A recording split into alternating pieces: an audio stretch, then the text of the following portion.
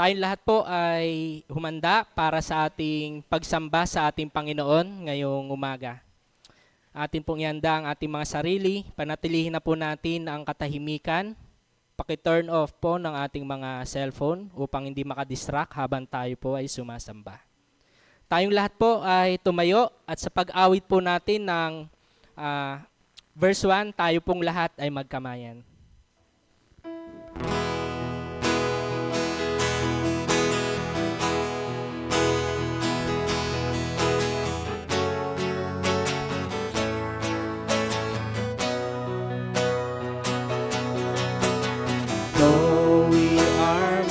Kamayan po natin ang bawat isa.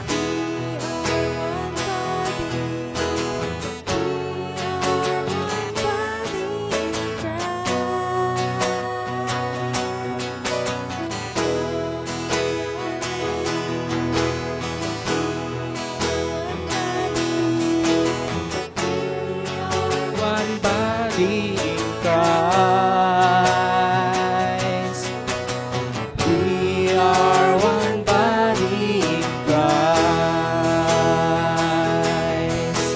and one faith in the Lord Jesus Christ, binding us together in one cause, and one hope in a one God, one Father over all. Ang pag-ibig ni Kristo yung pinagbubuklod tayo. Pag-ibig ni Kristo, Pinagbuklod tayo, purihin ang Panginoon. Ibig ni Kristo, pinagbuklod tayo, purihin ang Panginoon. Purihin ang Panginoon. Purihin ang Panginoon. Amen. Purihin po ang ating Panginoon. Pwede na po tayong magsiupo.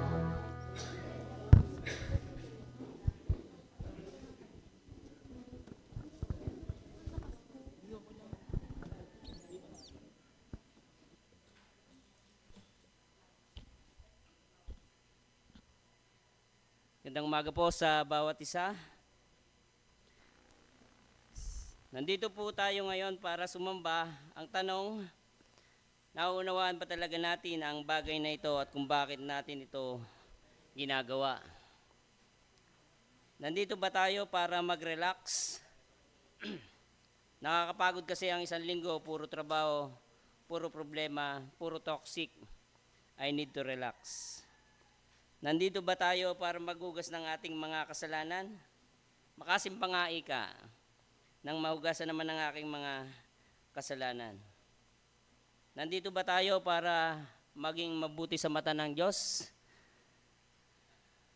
at mata ng ibang tao? Nandito ba talaga tayo para sa kaluwalhatian ng Diyos o para sa kaluguran ng ating mga sarili? Alam ng Diyos ang ating tunay na motibo, alam ng Diyos ang laman ng puso't isip mo, wala tayong may tatago, alam ng Diyos ang totoo, alam ng Diyos ang lahat. Ang pagsambang walang unawa ay pagsambang hindi kinalulugdan ng ating Diyos. Ang pagsambang walang kaugnayan sa Kanya ay pagsambang walang kabuluhan. Kaya sambahin natin siya hindi sa nguso, kundi sa puso. Karagdagang dahilan kung bakit tayo po ay sumasamba sa Diyos, sa biyaya ng buhay. Kaya tayo nagpupuri, nagpapasalamat sa ating Diyos sa mga kapatid natin na nagdaos ng kanilang kaarawan. Nung June 8 po, dalawa po sila. Happy birthday po nung June 8 kina John Erico Ignacio at kay Nanay Pe Gonzales. Noong 13 po, dalawa rin po sila. Si Lian Gonzales at saka si Kuya Danny Managelod. At ngayon, yan, happy birthday po kay Kuya Ivan Belay at kay Kuya Basil de Chavez. Yan, happy birthday po sa inyong lahat. At sa nagdaos naman po ng kanilang anibersaryo, yan, dalawa po sila. Nung June 10 po, si Mr. and Mrs. Shar and Mads Felicidario. At ngayon, nagdiriwang ng kanilang anibersaryo, Mr. and Mrs. Joel and Sharon Lahara. Tunay po na napakabuti ng ating Diyos. Para naman po sa ating moment of silence, sa pagkakataon po na ito, tayo ay tumahimik. Ang pagtahimik ay hindi lang literal na pagtikom ng ating bibig, bagkos ito ay pagbubulay sa kabutihan ng Diyos sa ating mga buhay nitong nagdaang isang linggo. Ating balikan, gunitain ang pag-ibig sa atin ng Diyos sa pamamagitan ng pananalangin, pasasalamat, at paghahanda ng ating mga sarili sa pagharap natin ngayon sa ating Diyos.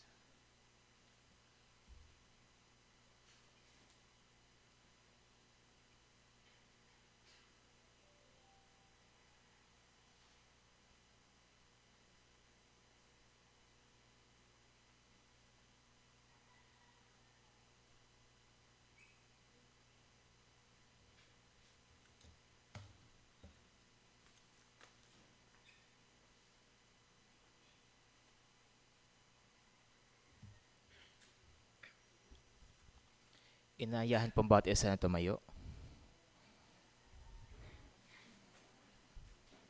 Dumaraing ako kapag mayroong bagabag, iyong tinutugon ang aking pagtawag. Sa sinumang Diyos, wala kang kawangis. Sa iyong gawa ay walang makaparis. Ang kalooban mo'y ituro sa akin, at tapat ang puso ko na ito'y susundin. Truang maglingkod ng buong taimtim. O Panginoong Diyos, buong puso'y laan. Pupurihin kita magpakailanman at iahayag ko iyong kadakilaan. Atin pong sabay-sabay na bigkasin ang samba. Ready, end. Sa iyo, o kataas-taasang Diyos, buong pagpapakumbaba kaming sumasamba bilang isang komunidad ng mga tinubos sa iyong biyaya. Ang aming pangunahin at pinakamahalagang pananagutan ay ang sambahin ka na aming manlilikha dahil sa iyong kamanghamanghang gawa. Marubdob po naming hangad, kami na ang buhay, pagkilos at pagkatao ay iyong hawak.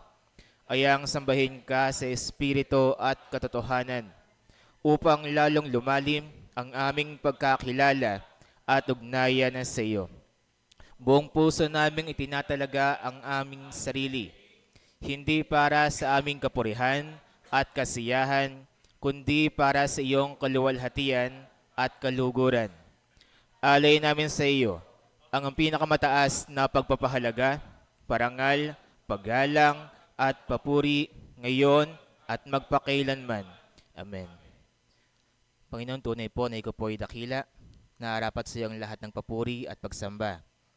Maraming salamat, Ama, sa lahat po ng probisyon na ipinagkaloob niyo po sa bawat isa, sapat upang makaraos sa bawat araw. Maraming salamat po, Panginoon, sa biyaya ng kalusugan at sa iba pang aspeto ng aming pumuhay, Panginoon. Alam namin, kinikilala namin ikaw kumikilos para po sa aming kabubuti. Maraming salamat, Ama.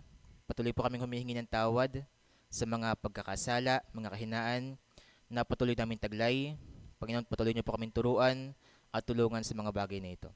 Ngayong umaga, Panginoon, layunin namin ay kayo masamba sa Espiritu at katotohanan.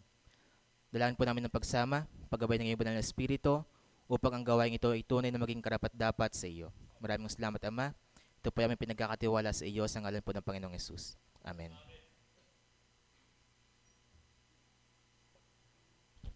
Ang ating Diyos po ay dakila, ang ating Diyos ay mabuti, ang ating Diyos ay banal. Kaya nararapat lamang na siya ay ating papurihan. Tayo po ay patuloy na umawit sa ating Panginoon.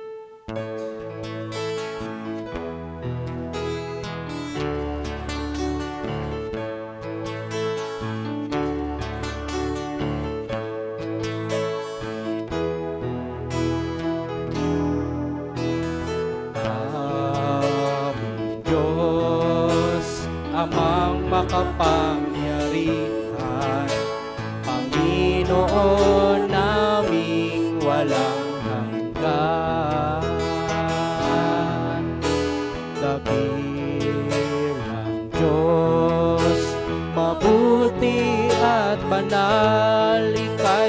sasambahin, sambahin aming may kapal.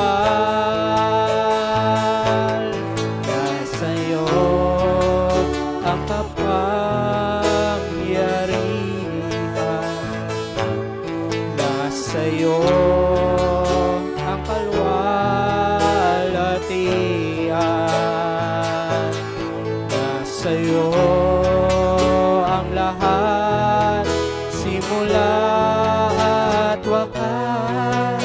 Nasa'yo, O Diyos, tagapagligtas.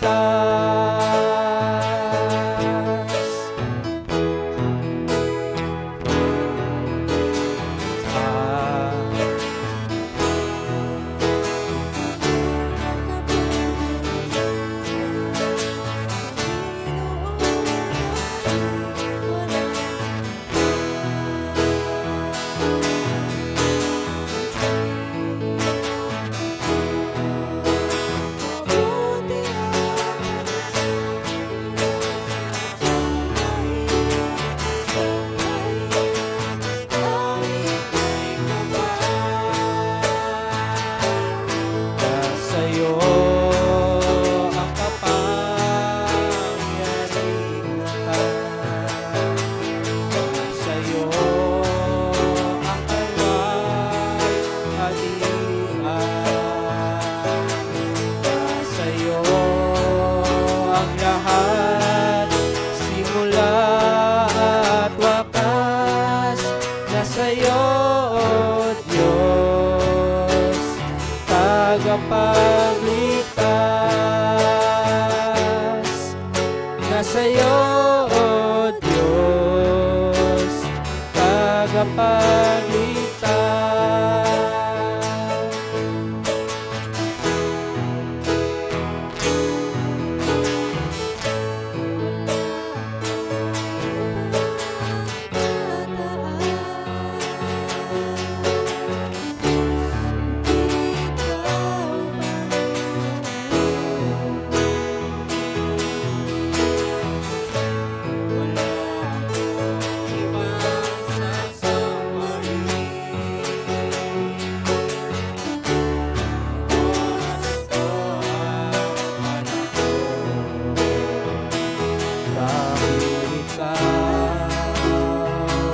Ang nagbigay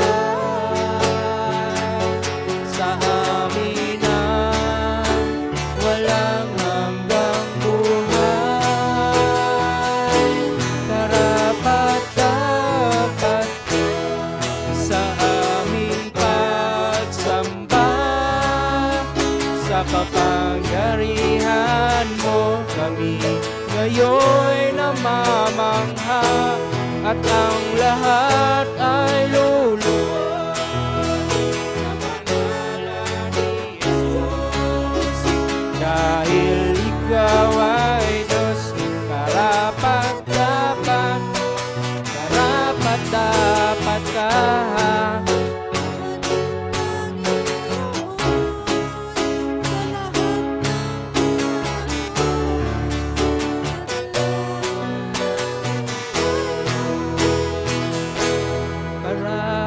Karapat-dapat ka sa aming pagsamba.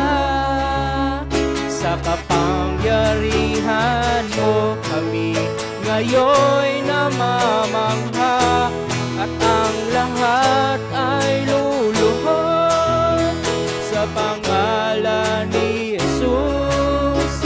Dahil ikaw ay Diyos, karapat-dapat, karapat-dapat ka. Dahil ikaw ay Diyos, karapat-dapat, karapat-dapat ka. Karapat-dapat lamang na ibalik natin sa Diyos ang pinakamataas na papuri at pagsamba. Mari na po tayo magsiupo.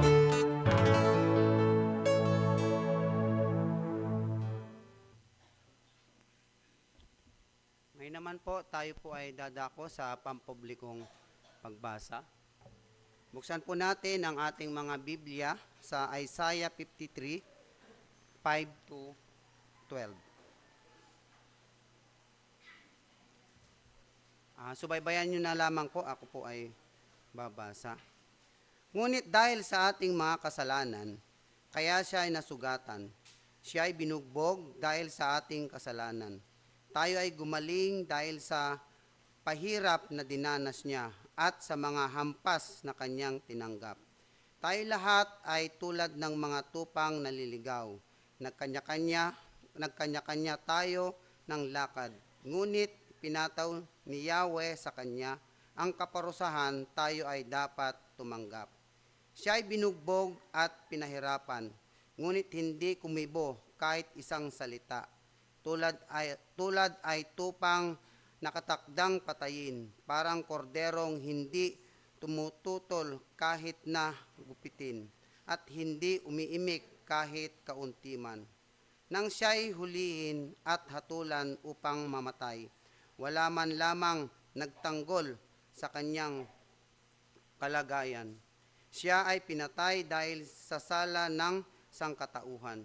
Siya ay inilibing na kasama ng masasama at mayayaman, kahit na siya ay walang kasalanan o nagsabi man ng kasinungalingan. Sinabi ni Yahweh, ang kanyang paghihirap ay kalooban ko. Ang kanyang kamatayan ay handog para sa kapatawaran ng kasalanan. Dahil dito'y mabubuhay siya ng matagal. Makikita ang lahing susunod sa kanya, at sa pamamagitan niya'y maisasagawa ang aking panukala. Pagkatapos ng mahabang pagdurusa, muli siyang lalasap ng ligaya. Malalaman niyang hindi nawalan ng kabuluhan ang kanyang pagtitiis. Ang tapat kong lingkod na lubos kong kinalulugdan, ang siya'y tatanggap sa parusa ng marami, at alang-ala sa kanya'y sila'y aking patatawarin. Dahil dito, siya'y aking pararangalan kasama ng mga dakila at makapangyarihan, sapagkat kusang loob niyang ibinigay ang sarili at nakikibahagi sa parusa ng masama. Inako niya ang mga makasalanan at dinadalangin sila'y patawarin. Pagpalain ng Diyos ang pagkabasa ng kanyang mga salita.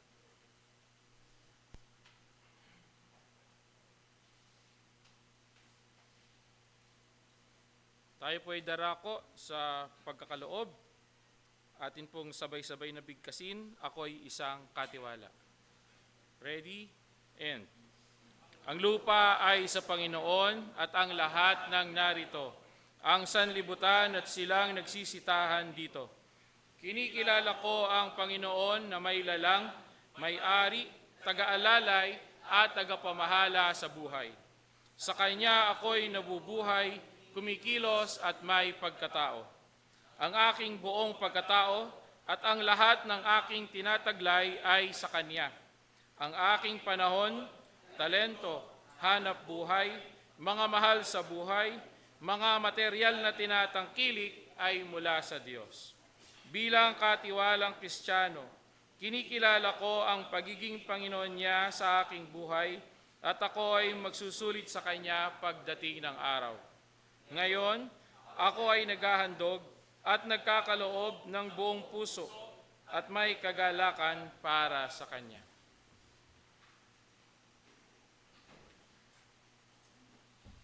Habang iniipon po ang ating mga offering, tayo po muli ay umawit.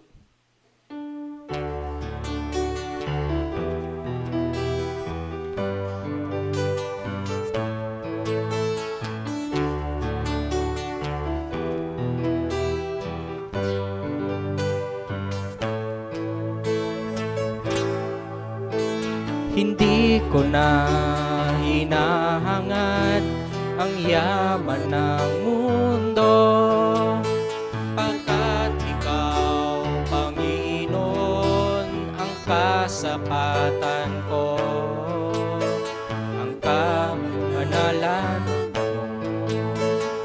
katuwiran mo, ninanasan ang buhaw na puso ko. Di ka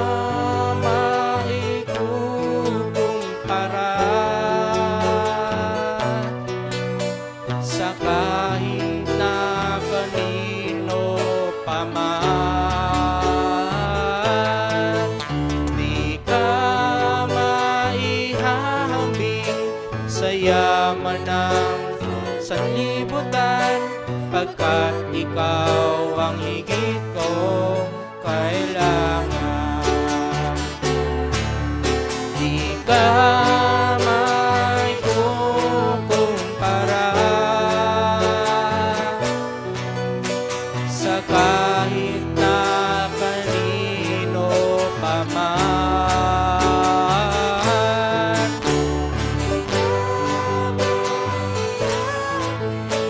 Sa yaman ng sanlibutan, pagkat ikaw ang higit kong kailangan.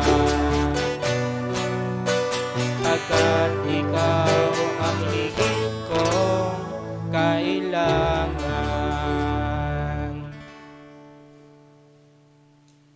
Hinihilingan po ang kapulungan na magsitayo at ating pong awitin ang awit ng pasasalamat.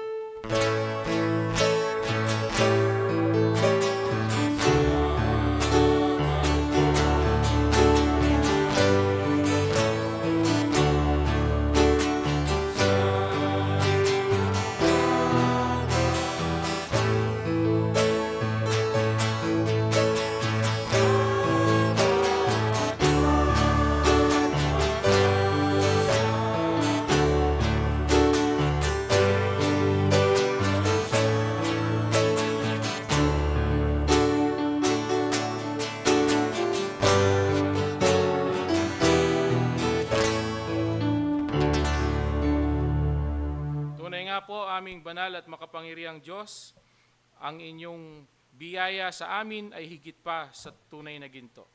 Kaya Panginoon, sa umagang ito, nagpupuri kami at nagpapasalamat sa inyong dakilang kabutihan at mga pagpapala na aming nararanasan sa aming mga buhay. Tunay, Panginoon, na ang inyong pagpapala ay laging sapat at kayo ay tapat sa lahat ng pagkakataon na kayo, Panginoon, ang aming Diyos na aming maaasahan, kailanman hindi kami pababayaan. Dalangin namin, Panginoon, na ang mga nalikom ng mga kaloob na ito ay maging kagamit-gamit upang marami pa ang maabot dito sa aming lugar na ipinagkatiwala sa amin, at tulungan niyo nga po kami, Panginoon, na maging mabuting katiwala sa mga pagpapala na ito. Maraming salamat po, Panginoon. Ang lahat ng papuri ay tanging sa inyo lamang, sa pangalan ng aming Hari at Tagapagligtas na si Kristo Jesus. Amen. Manatili po tayong nakatayo. Atin pong kunin ng ating mga banal na kasulatan para sa ating pagbasa ng salita ng Diyos.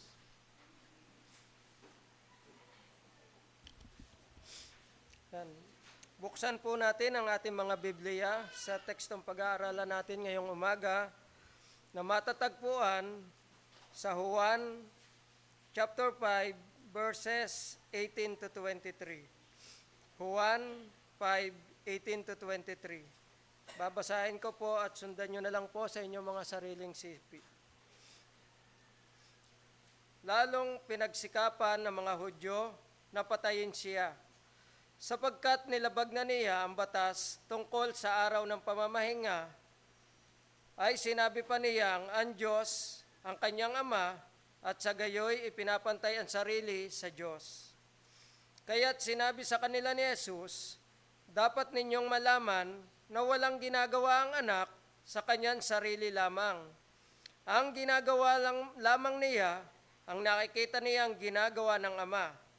Ang ginagawa ng Ama ay siya ring ginagawa ng anak, sapagkat minamahal ng Ama ang anak at ipinapakita sa anak ang lahat ng ginagawa niya. At higit pa sa mga ito, ang mga gawang ipinakikita sa kanya ng Ama at manggigilalas kayo. Kung paanong binubuhay ng Ama ang mga patay, gayon din naman, bubuhayin ng anak ang sinumang nais niyang buhayin. Hindi humahatol kanino man ang Ama. Ibinigay niya sa anak ang buong kapangyarihang humatol, upang parangalan ang lahat ng anak, ang anak, tulad ng kanilang pagpaparangal sa Ama.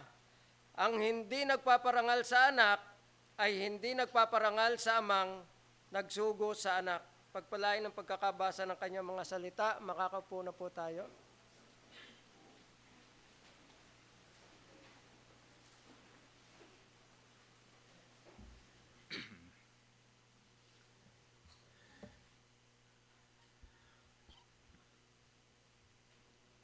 Magandang umaga po sa bawat isa sa inyo.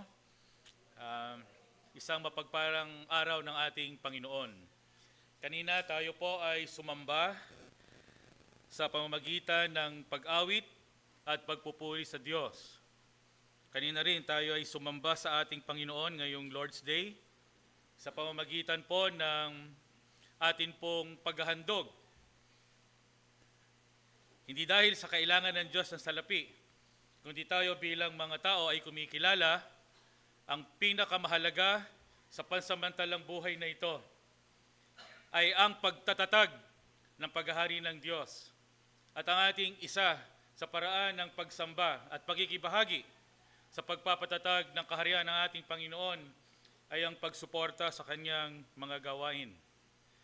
Sa pagkakataon namang ito, tayo po ay sasamba na kadalasan ang pagsambang ito ay hindi pinahahalagahan ng napakarami. Ito ay ang pagsamba sa pamamagitan ng pakikinig ng salita ng Diyos. Sapagkat dito, sa pagtitipon na ito, ang pinakamahalagang kaunawaan ay ang kaunawaan na mula sa ating Panginoon. Ang pinakamagandang mga pangungusap ay mula sa salita ng Diyos. Kapag tayo naniniwala na mayroong lumikha sa atin at ang manlilikha na ito ay may karapatan sa ating mga buhay, hindi maaari na tayo'y hindi makikinig sa kanyang mga salita. Pakikinggan natin ang salita ng ating Panginoon. At sa tulong ng banal na Espiritu, ito ay ating mauunawaan. At kapag ito ay ating naunawaan, ito ay ating buong puso at may kagalakan na susundin. Hindi lamang po yun. Hinihimok din tayo na ang salita ng ating Panginoon ay ating ipaglaban sa ganitong panahon na kung saan napakarami po ang nagsasabing sila'y kumikilala sa Diyos. Subalit ayaw pakinggan, ayaw sundin ang salita ng Diyos. Tayo po ay tatayo. Sa kabila ng ating mga kahinaan, pinalalakas tayo ng banal na Espiritu. Tayo nakakapanindigan at nakapamumuhay ng matagumpay sapagkat kasama natin ang Diyos at ang kapangyarihan ng Kanyang mga salita.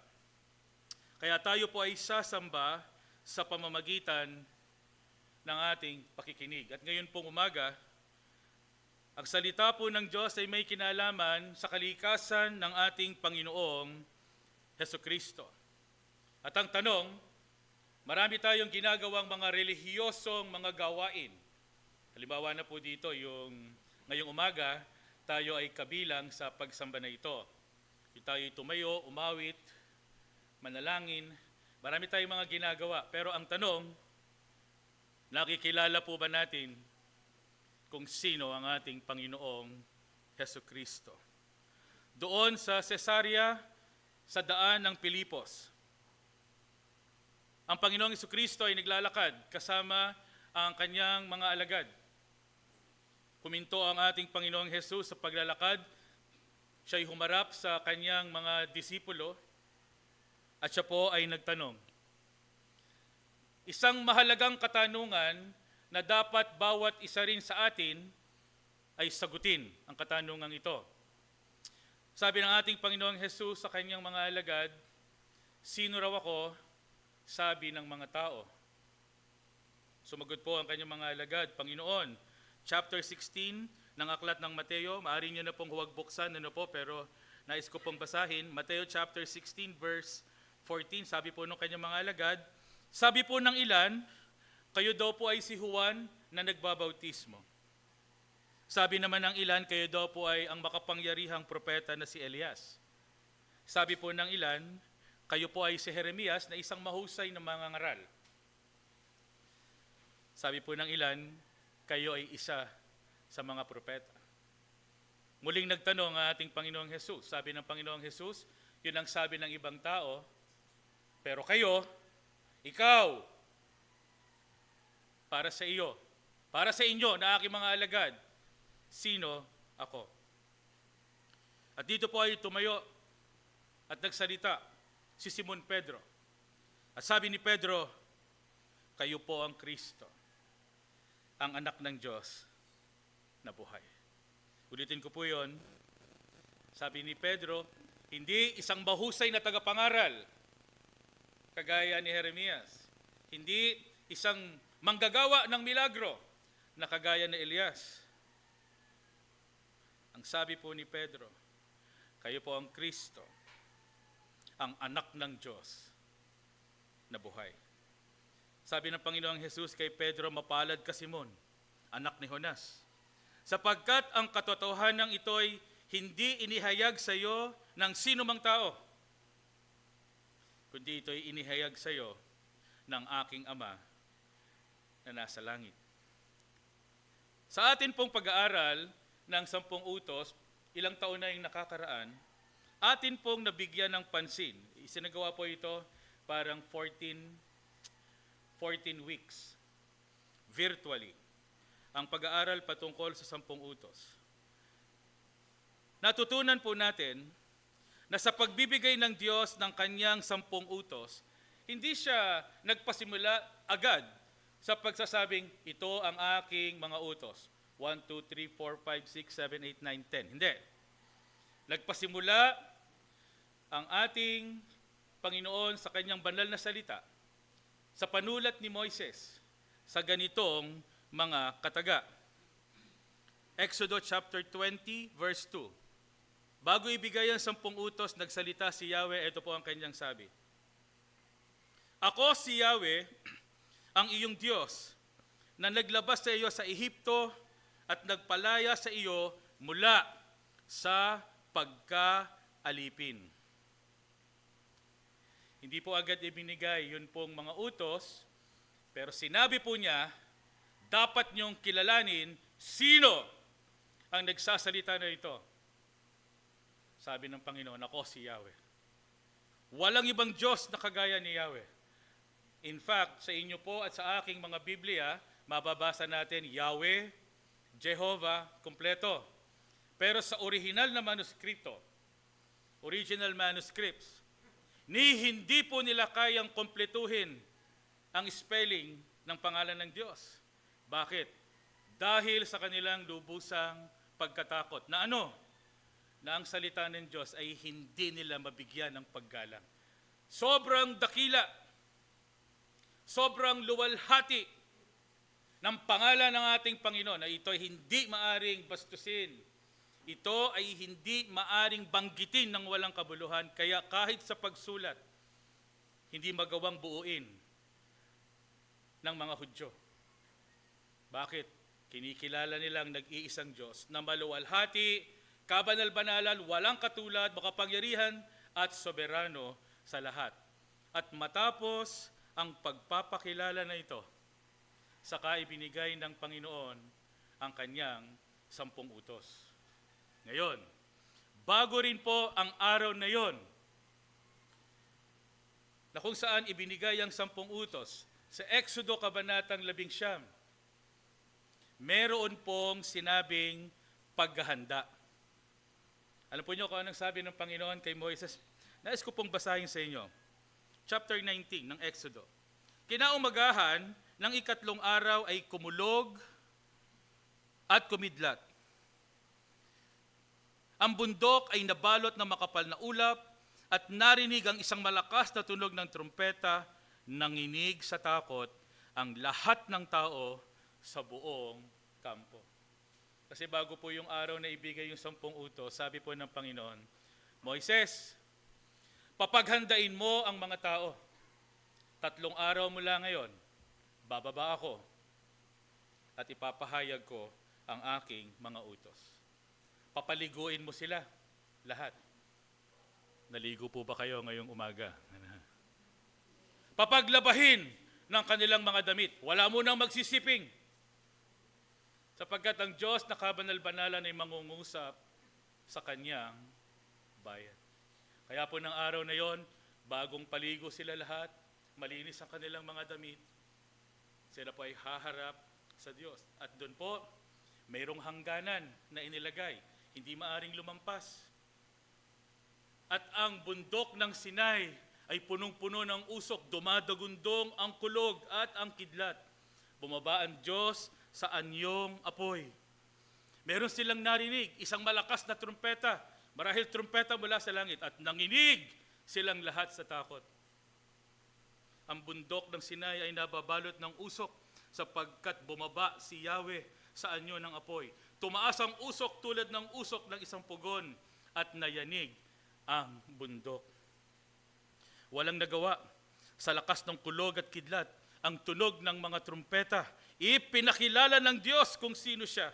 Ipinakilala ng Diyos kahalagahan ng kanyang lingkod na si Moises na kanyang tinawag upang umakyat doon sa bundok.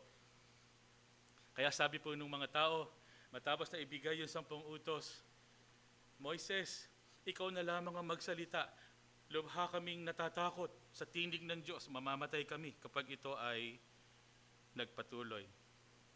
Nanginig sa takot ang mga Israelita nang marinig nila ang dagundong ng kulog, tunog ng trumpeta at nang makita ang kidlat at usok sa bundok na natili silang nakatayo sa malayo.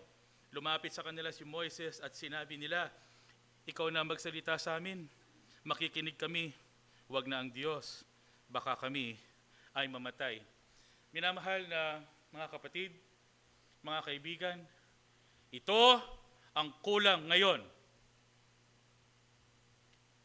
sa buhay ng napakaraming mga tao. Naniniwala sila sa Diyos, pero wala silang takot, wala silang galang sa salita ng Diyos at sa kalikasan ng Diyos na nagsasalita. Ang kanyang mga utos ay makapangyarihan sapagkat ito ay nagmumula sa kanyang kadakilaan at sa kanyang kalikasan. Kaya po yung 10 utos, hindi lamang po ito mga utos na walang kabuluhan na ibinigay ng kung sino. Ang 10 utos na atin pong tinalakay sa ating mga small biblical communities, ito'y tinitingnan po natin ng mayroong kapakumbabaan, mayroong banal na pagkatakot. At sinasabi natin, Panginoon, tulungan po ninyo kami maunawaan ito at masunod namin ang iyong nais. Alam po niyo kung bakit? Sapagkat ang nagbigay, ang nagsalita ng 10 utos na ito ay Diyos, Amang makapangyarihan sa lahat, na dapat katakutan ng lahat. Ilagay po natin yung ating mga sarili doon sa senaryo na yon, doon sa araw na yon. Na nakikita natin, puro usok, yun pong bundok ng Sinai, nayayanig, kumukulog, kumikidlat, at nadinig ang tinig ng Diyos. 2,000 taon na ang nakakalipas mula ng ating Panginoong Jesucristo ay umakyat sa langit, pero hanggang ngayon, ito pa rin ang tanong, sino si Jesus? Alam ba natin ang kanyang mga salita? At sinusunod ba natin ang kanyang mga salita? Sa panahon ngayon na ang mga tao ay nagsasabi, ito ang katotohanan para sa akin. Basta ako ito paniniwala ko. Sabi naman isa, yan ang sa iyo, ito naman ang paniniwala ko. It doesn't matter kung ano ang iyong opinyon, kung ano ang iyong paniniwala, at kung gaano kalakas ang iyong loob na banggain ang paniniwala ng iba, o kung paano mo depensahan ang iyong paniniwala. This is what matters. Ano ang sinabi ng Diyos? Sinusunod ba natin ang salita ng Diyos? At ang kanyang mga utos na ito ay kinikilala ba nating nagmula sa kanyang dakilang kalikasan? Sa gitna ng mga kasinungalingan sa ating kapanahunan, kaguluhan sa politika, krisis sa ekonomiya, delubyo kabi-kabila, giyera, at pagkalito ng karamihan, lalo na ng mga kabataan. Pagkaalipin sa iba't ibang kalaswaan at kasalanan. Sino ba talaga si Jesus? Isa lang ba siyang dakilang guro? Tagagawa ng kababalaghan? Siya ba'y isang propeta lamang? O siya'y Diyos na nagkatawang tao na may kapangyarihan at otoridad na katulad ng sa Ama? Ang tunay na pagkakilala kay Kristo ay pag-ibig sa Kanya na mayroong pag-alab. Ito ay katotohanan na hindi kayang ikubli ng isang tunay na sumasampalataya. Alam po niyo, ilang beses ko na itong nabanggit, pag kayo po in love, kitang-kita sa mata eh. Kitang-kita sa inyong kilo, sa inyong ngiti, sa inyong mata. Ay, in love na yata itong aking anak.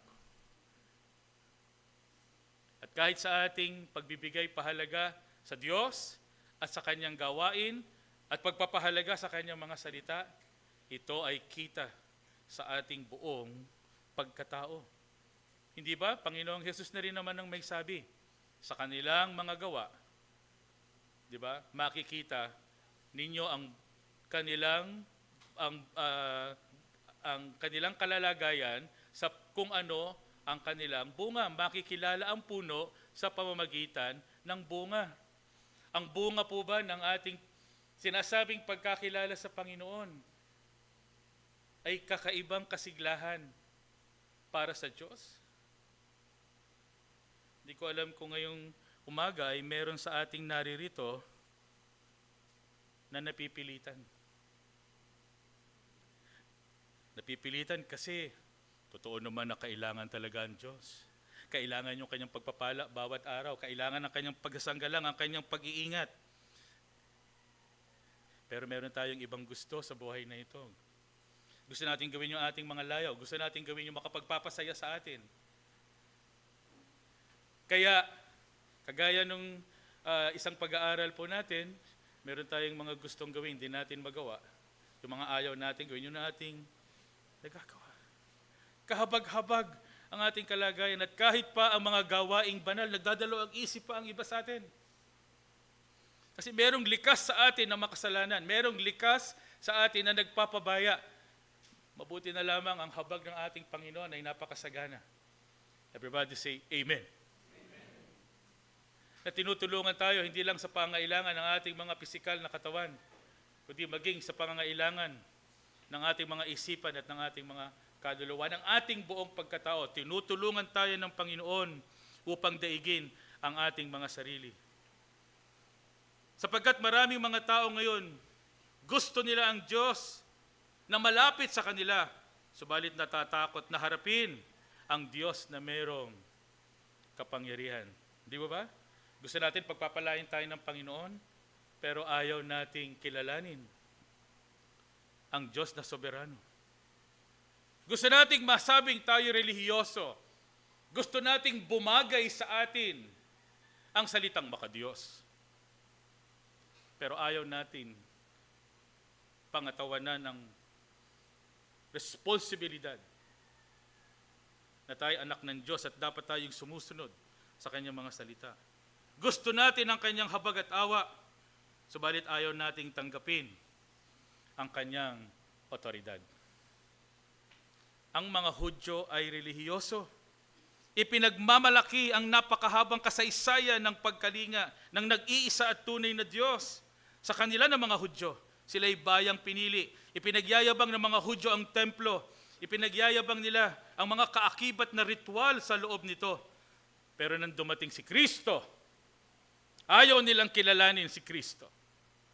Sa kabila ng napakaraming ipinakita ng ating Panginoon na husay sa pangangaral, kapangyarihan sa mga himala, meron silang lakas ng loob na kahit si Kristo ay tinatawag nilang demonyo, na si Kristo raw ay lapastangan. Gusto nila ang lahat ng mga pagpapalag dala ng Panginoong Kristo, pero ayaw tanggapin ang pagkapanginoon ni Kristo. Ayaw nilang tanggapin ang pagiging Diyos ng Panginoong Hesukristo. Kaya ngayon, sa ating pakikinig ng salita ng Diyos, hinihiling natin sa banal na Espiritu, siya'y magturo sa atin, magsalita sa atin, na ating makilala at maunawaan sino si Kristo, na siya'y kaisa ng Ama, na siya'y hindi nagbabago, at tayo baguhin niya ang ating mga isipan at ang ating mga puso. Tayo pa'y manalangin. Aming Panginoon, sa aming pagtunghay sa iyo pong banal na salita, turuan po ninyo kaming pakanaisin, hindi lamang ang mga pagpapala ng inyong kapangyarihan, kundi makita namin ang katotohanan ng inyong kalikasan, kung sino po kayo, na kayo po ang Diyos na hindi baliwalain, na ang aming Panginoong Jesucristo ay Diyos na nagkatawang tao, na ang pagsambang nararapat sa iyo, Panginoon, aming Ama, ay pagsambang dapat na ibinibigay namin sa aming nag-iisang tagapagligtas. Tulungan niyo po kami, O Banal na Espiritu. Ito po ang aming hiling sa pangalan ni Jesus. Amen. Ang pinakabuod ng pag-aaral, akin pong thesis statement ngayong umaga, ang tunay na pagkilala kay Jesus bilang kaisa ng Ama ay hindi lamang tama at magandang doktrina. Ito ay pagkilala sa kanyang ganap na kapangyarihan at karapat-dapat na karangalan. At nagbibigay ito ng kagalakan, kapayapaan at katatagan para sa mga tunay na tagasunod. Ulitin ko po, ang tunay na pagkilala kay Jesus bilang kaisa ng Ama ay hindi lamang isang tama at magandang doktrina. Ito ay pagkilala sa kanyang ganap na kapangyarihan at karapat-dapat na karangalan. Ito rin na magbibigay sa atin ng totoong kagalakan, kapayapaan at katatagan para sa tunay na mga tagasunod. Ang Panginoong Jesus ay ganap na kaisa ng Ama. Meron siyang kapangyarihan na magbigay ng buhay at meron siyang kapangyarihang humatol. Kaya nararapat lang na parangalan natin siya ng tulad ng ating pagpaparangal sa Diyos Ama. Nagpasimula tayong muli sa expository ng Book of John, Gospel of John. At dito sa chapter 5, sa gitna ng ingay doon sa Jerusalem, may isang lalaki. Pinagaling siya ng Panginoong Jesus. Siya na isang paralitiko. Siya na umaasa doon sa paghipo ng anghel sa tubig. Dahil ang kanilang iniisip kapag may anghel na humipo doon sa tubig, mag-uunahan sila at kung sino yung unang makalusong sa tubig ay gagaling. Pero siya'y paralitiko, hindi siya makalapit, walang tumulong sa kanya. Yun ang kanyang inaasahan. Pero hindi niya kilala ang Kristo, ang Diyos na bumaba. Lumapit sa kanya at siya ay pinagaling. Sa halip na purihin ang Hesukristo na ito na dumating, ang mga tagapaminuno ng relihiyon, galit na galit at nagnanais na si Kristo ay patayin. Bakit? Dahil sa kanyang ginawang himala? Hindi. Galit na galit sila dahil sinabi ni Jesus, ako at ang Ama ay iisa. Pero pa nga isang talata, hindi ba? Sabi ng Panginoon, bakit niyo ako gustong patayin? Alin sa mga ginawa ko?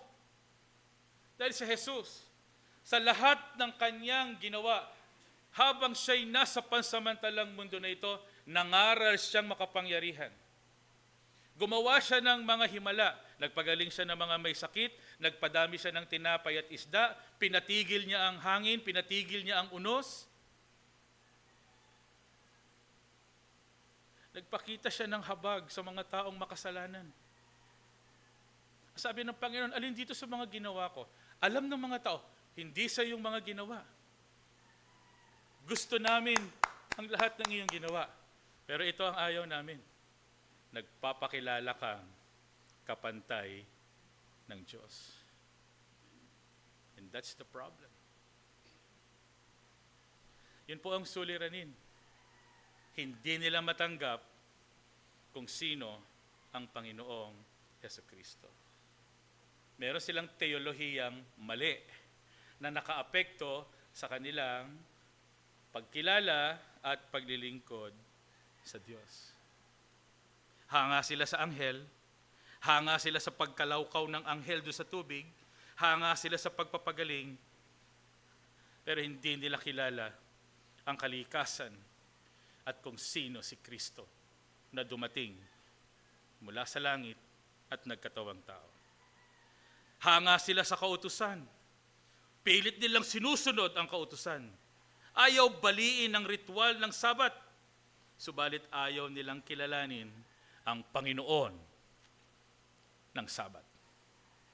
Napakalaking suliranin dati at napakalaking suliranin hanggang ngayon. Nais ko pong sa maikling sandali, hindi ko mapigilan yung aking sarili, na liwanagin itong Sabat. Kasi lagi nating naririnig yung Lord's Day. Kasi dito nga po, matapos pagalingin doon sa chapter 5, sa pangunguna ng ating Pastor Raymar, ay pinagaling po yung paralitiko na pag-aralan natin. Gusto nila yung ginawang pagpapagaling. 38 taon na alipin ang paralitiko. Paano kung nabalitaan natin yun na tayo isang Hudyo? Hindi ba sabi? Kumalat yung chismis? Hoy, kita mo ba yung paralitiko na nandoon sa, lagi nagbabantay doon sa merong, anong tawag ni Pastor Raymar? Betsata Resort? Kaawa-awa, walang tumutulong? Nakita mo ba? Abay, nakakalakad na! Abay, siguro pa yung utak demonyo tayo pag sinabing, ba sino nagpalakad? Bakit nakalakad dyan? At araw pa pala ng Sabat? Di ba dapat pag sinabi natin, pag ang isang tao miserable, pagkatapos nagkaroon siya ng kaginhawahan, nagkaroon siya ng kagalingan, di ba ang dapat na sinasabi natin, tayo na may mga isipang espiritual, purihin ang Panginoon sa kanyang biyaya. Purihin ang Panginoon sa kanyang pagpapalaya. Kasi sabi din ng Biblia, makigalak sa nagagalak at makitangis sa mga tumatangis. Lahat para sa kaluwalhatian ng Diyos. Pagkatapos ng pagpapagaling, ito pong mga tagapaminuno ng mga Hudyo, galit na galit. Gustong patayin si Jesus. Saan? Anong dahilan? Dahil si Jesus nagpagaling sa araw ng Sabat. Kasi para sa kanila, hindi ka pwedeng gumawa pag araw ng Sabat. In fact, yung kanilang nga pong paglakad, dapat 1 kilometro lang. Sinukat lang nila mula sa isang Hudyo na nakatira sa pinakamalayo, pupunta sa templo para sumamba, mga 1-2 kilometro, okay rin. Pag lumampas dyan, nagkasala. Hindi ka pwedeng magtiklop ng iyong pinaghigaan. Bakit? Kasi sabi ng Diyos, igalang ang ika-7 araw. So ang tanong, ano ba talaga itong Sabat na to? At doon po sa mga umaattend sa inyo ng ating CE virtual class, narinig po ninyo yung salitang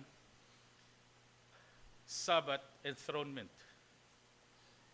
Ang pagtataas sa ating Panginoon. Kasi sabi, ginawa ng Diyos 6 na araw ang buong daigdig.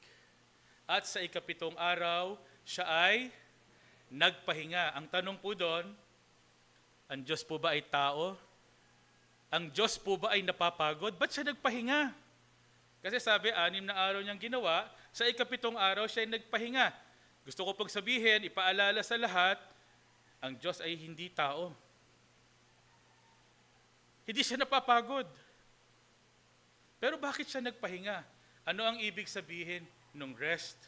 Ito po, ginawa po niya lahat, nagpakita siya ng kapangyarihan, walang kagaya niya na makagagawa ng buong mundo na ito, at sa ika-7 araw, He must be worshipped. He must be recognized. Parang ganito po, masayang-masaya yung mga taga Santo Tomas, kasi nakita pa lang yung bakod doon po sa may Santo Tomas, magkakaroon na ng SM. Diba, tawan-tawa po kayo nun, magkakaroon na ng SM. Kailan yan? Kailan ang inauguration yan? Kailan ang opening yan? At nung araw ng opening, napaka-traffic. At isa kayo, kahit pinagpapawisan, ay pumunta para makita gaano kalaki ang SM. At pinagmamalaki ng mga taga Santo Tomas, meron ng SM. And on that day, hindi na pipitsuging syudad ng Santo Tomas. Meron na kaming Jollibee, meron na kaming Starbucks, meron na kaming SM. Kinilala ang pagpapagal ng mga tao, ng mga mason, ng mga inhinyero na gumawa nito. Ginawa nila ng pagkatagal-tagal, and on this day, bubuksan na. And so, Sabbath is enthronement. Kaya po sinabi, ginawa ko yan, sabi ng Panginoon, huwag ninyong kalimutan, ipangilin ninyo ang araw ng Sabat. Ika-4 na utos. Kasi yung unang 3, gusto mong mahalin ng Diyos. Tanungin nyo nga po yung inyong katabi, gusto mong mahalin ng Diyos? Ito daw po, sabi ng Diyos, kasi sabi, ang pinakamahalagang utos, alam ng ating ranger, ating mga rangers, ibigin mo ang Panginoon mong Diyos ng buong puso, isip, kaluluwa at lakas. How do you do that? Ito po, sabi ng Panginoon, unang 4 sa 10 utos, walang ibang Diyos maliban sa akin. Kasi hindi po pwede na sasabihin natin mahal natin ang Diyos, pero meron tayong ibang Diyos. Na sinasabi mong siya ang pinakamamahalang nag-iisang Diyos na makapangyarihan sa lahat, meron kang ibang dinadalanginan. Siya lang ang Diyos, siya lang ang tumidinig ng panalangin. Pangalawa, huwag kang gagawa ng anumang larawang inanyuan. Bakit? Sabi kasi ng Panginoon, hindi niyo ako nakita kailanman. Hindi niyo ako nakita, kaya huwag niyo akong igagawa ng larawan. Nayari sa bakal, sa kahoy, o sa bato. Huwag. Pangatlo, huwag babanggitin ang pangalan ko sa walang kabuluhan. At yung ika-4, ipangilin mo ang araw ng Sabat. Kasi po, yung Diyos na lumikha ng lahat, hindi mo pwedeng baliwalain. Kaya sabi ng Panginoon, 6 days you shall work, and 1 day you shall rest. Bakit? Kasi po sa unang 6 na araw, kinikilala natin na tayo nilikha bilang mga tao. Kailangan natin magtrabaho, kailangan natin kumita, kailangan natin kumain, kailangan natin maligo, kailangan natin bumili ng sabon, pagkain, alagaan yung ating sarili. Sabi ng Panginoon, you do that in 6 days. But on the 7th day, we will testify, I am not only flesh, I am spirit. Ako ay kaluluwa na kinakailangan kong makipagdiig sa aking Panginoon na lumikha ng lahat. Ngayon po ninyo sabihin, hindi po ba mahalaga ang Lord's Day? Napakahalaga. In fact, this is our testimony. Pinapatunayan natin, hindi lamang kami mga taong laman na nabubuhay ng maayos at marangal sa mundo na ito. Pinapatunayan namin, meron kaming Diyos. At ang aming Diyos ay Espiritu. At kinakailangan naming sumamba at magkaroon ng araw na laan para sa Kanya. At yun po yung problema. Ang Sabat is for the enthronement of God.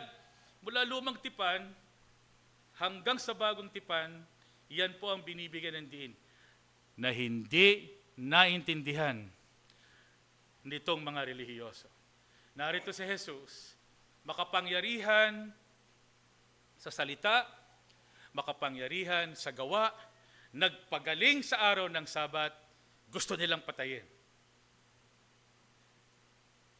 Ang Kristo na makapangyarihan sa salita, ipinakita sa gawa, sa pag-ibig at habag, ayaw nilang kilalanin. Sabi ko po kanina, dati na itong problema at hanggang ngayon, ito pa rin ang suliranin. Hanga tayo sa malalaking mga kapilya, hanga tayo sa malalaking mga pagtitipon, hanga tayo sa mahuhusay ng mga pastor, hanga tayo sa magandang kantahan, pero hindi tayo hanga kay Kristo. Malayo ang ating damdamin kay Kristo. Wala tayong panahon kay Kristo, walang kagalakan kay Kristo sa kanyang makapangyarihang salita, at wala tayong pagnanais na masumpong ang tapat na nagpapakita ng paglilingkod at pagmamahal kay Kristo. Kaya dito, tinalakay po noong nakaraan, talatang 1 hanggang 17 sa pagpapagaling sa paralitiko, sa talatang 18 hanggang talatang 23. Hindi tayo basta nakikinig ng isang sermon ni Jesus. Naririnig natin ang kanyang matapang na pagtatanggol, his defense, at ang kanyang walang takot na pagpapahayag, his declaration. Bakit? Hindi kasi malamya ang kanyang pahayag. At gusto ko pagsabihin, nagpapakilala ang Panginoon sa bawat isa sa atin. Hindi siya nakikiusap. Kasi pag minsan, ang ginagawa po ng iba, pinakikiusapan tayo eh. Sige na, baka gusto mong sumimba, anak. Baka gusto mong idagdag ang Panginoon sa iyong buhay. Sino tayo ng mga alabok na dapat ay pinakikiusapan para gawin ang mga banal na bagay? Alam niyo kung ano ang dapat na meron sa bawat isa sa atin? Kapakumbabaan at pagkilala sa Diyos na makapangyarihan sa lahat, soberano, dakila at walang katulad. Dapat tayong lahat ay subsob sa harapan ng nag-iisa at makapangyarihang Diyos. Pero hindi sa mundo na ito. Anak, pwede ba itigil mo muna sandali yung iyong pagsi-cellphone? Total kanina ka pa naman dyan. Baka gusto mo naman na bigyan ng panahon ng Panginoon. Mag-Project Timothy muna tayo. Kahit sandali lang anak, 15 minutes lang. Ito ay hindi kataka-taka kung ang pag-uusapan po natin ay yung mga walang takot sa Diyos. Pero sa atin, na nagsasabing biniyayaan tayo ng Diyos ng kaunawaan, na kumilos ang Diyos sa ating isip at puso, alam natin. Napakalaking biyaya ang ating tinanggap sa Diyos, marapat lamang. Baguhin natin sa tulong ng banal na Espiritu ang ating pamamaraan. Kaya nga po, hindi malamya ang pagpapakilala ng Panginoon. Hindi siya umurong sa paglalahad ng katotohanan. Alam po niyo, sabi ng Panginoon, buong tapang siyang nagsalita. Sabi po niya, ang anak ay hindi makagagawa ng anuman sa kanyang sarili. Sapagkat kung paanong ang ama ay nagbibigay buhay, gayon din naman ang anak, siya ay nagbibigay buhay sa kanyang maibigan. Ang ama ay hindi humahatol sa sinuman, ngunit ibinigay niya sa anak ang lahat ng paghatol upang ang lahat ay magbigay pugay sa anak, gaya ng pagbibigay pugay nila sa ama. Kasi pinagmamalaki nito mga Hudyo, galang na galang nila ang ama. Sabi ng Panginoon, kung ano ang ama, gayon ang anak. Ang anak at ang ama ay iisa.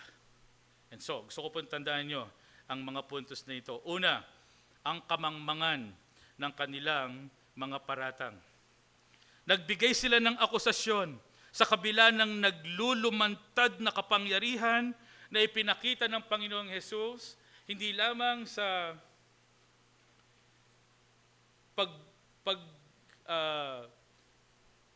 sa kanya pong pagpapagaling dito po sa paralitiko, kundi kahit pa doon sa John chapter 2, na yun pong tubig ay ginawa po niyang alak na nakita ng mga tao doon, ng kanyang mga alagad, ang kanyang kaluwalhatian. Maging yung kanyang pagbuhay doon sa namatay, na alipin ng isang Romano. Kasi ito po yung pangatlo yung John chapter 5. Pagpapagaling sa paralitiko, ito yung pangatlo sa listahan ni Juan ng mga milagro. Nakakita nila, pero sa kabila ng pagpapakita ni Jesus dito at sa kanyang kahusayan sa pangangaral, ito pong mga tao, ito pong mga religious leaders, sa kabila ng naglulumantad na ito na kapangyarihan at kakayahan ni Kristo, inakusahan nila si Jesus. Inakusahan. Na sinasabi si Jesus ay huwad. Si Jesus ay nagpapanggap. Si Jesus ay namumusong. Bakit? Sapagkat sabi po, sinabi niyang si atang ama ay iisa, nilabag niya ang Sabat at tinatawag niya ang Diyos na kanyang sarili ama, ginagawa niyang kapantay niya ang Diyos. So this is the first point na gusto ko pong ating tandaan. Yung kamangmangan ng pagpaparatang. Kamangmangan ng mga maling teolohiya, maling isipan kung sino si Kristo. Huwag po natin itong baliwalain. Kaya nga po napakahalaga mga kapatid, ang mag-aral ng salita ng Diyos. Ewan ko po, kung sa ating pagtitipon na ito ngayong umaga, mayroon pa sa ating nagtatanong, Si Kristo ba ay Diyos o siya ba'y tao? Kanino ba talaga dapat manalangin? Pwede ba tayong manalangin sa mga santo? Ano ba ang sinasabi ng Diyos patungkol sa pananalangin? At gusto ko po ito sagutin. Lumapit yung kanyang mga alagad. Nakita kasi nila si Jesus makapangyarihan. Nakita nila si Jesus ang kanyang relasyon sa Ama, hindi matatawaran. Sabi ng mga alagad, Panginoon, turuan niyo po kaming manalangin.